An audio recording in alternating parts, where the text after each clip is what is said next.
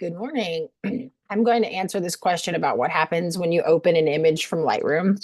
So, there's going to be a few different options. So I'm going to post the link here, but so when you're in the develop module, you can select the photo and then right click or go to the photo menu and drop down to edit in Photoshop. So then you're going to get options.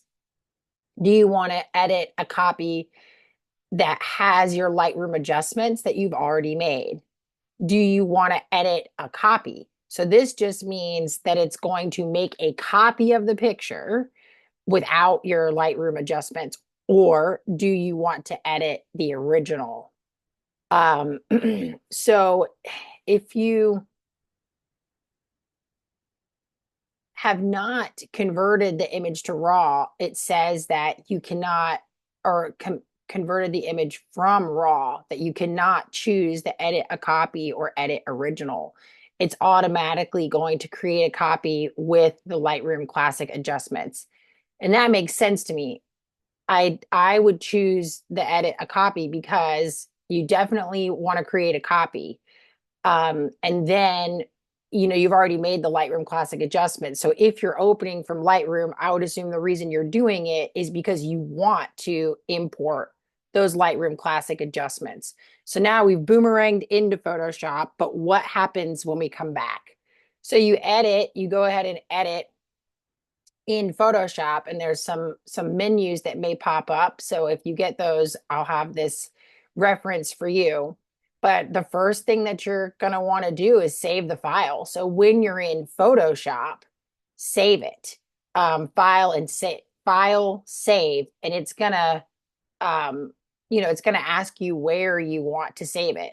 So you can choose a location there, and then also it's going to then go back to Lightroom. So when the image is saved back into Lightroom, it's going to automatically create a copy with this edit appended to the file name. So dash edit on it. So that's cool because you're going to see the two images side by side in Lightroom. So you're going to know the one that has dash edit is the one that went to Photoshop. So this is all very logical to me.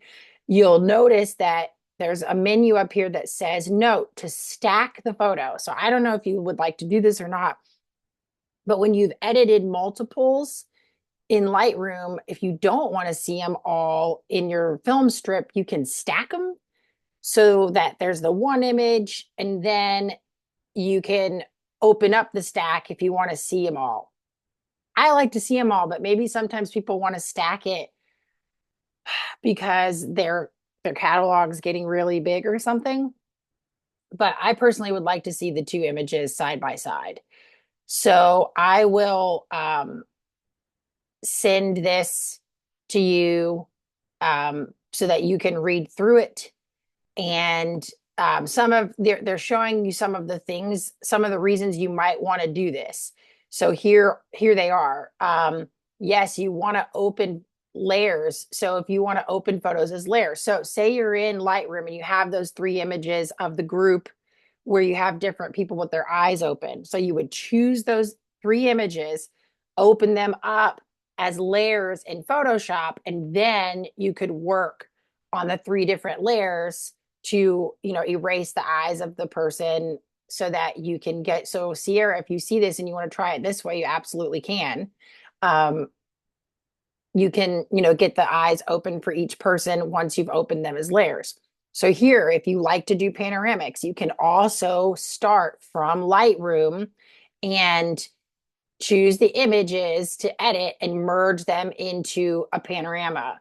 So you can shortcut to these features that are not really available in Lightroom. So the other feature that's big is HDR. If you like to do that, you can merge, you can select the 3 or 4 or 5 or 6 images you want to be your HDR, and you can choose photo, edit in, merge to HDR in Photoshop. So it's pretty cool that you have these shortcuts. And for those of you primarily using Lightroom, and then maybe occasionally bouncing into Photoshop, this would be the most efficient way to do it. I hope that's helpful, and let me know if you have any questions. Practice with it so that you know it in theory. if you just open some images and start practicing this, for me, just seeing it in action is what always really synthesizes these theories for me. Take care. Bye.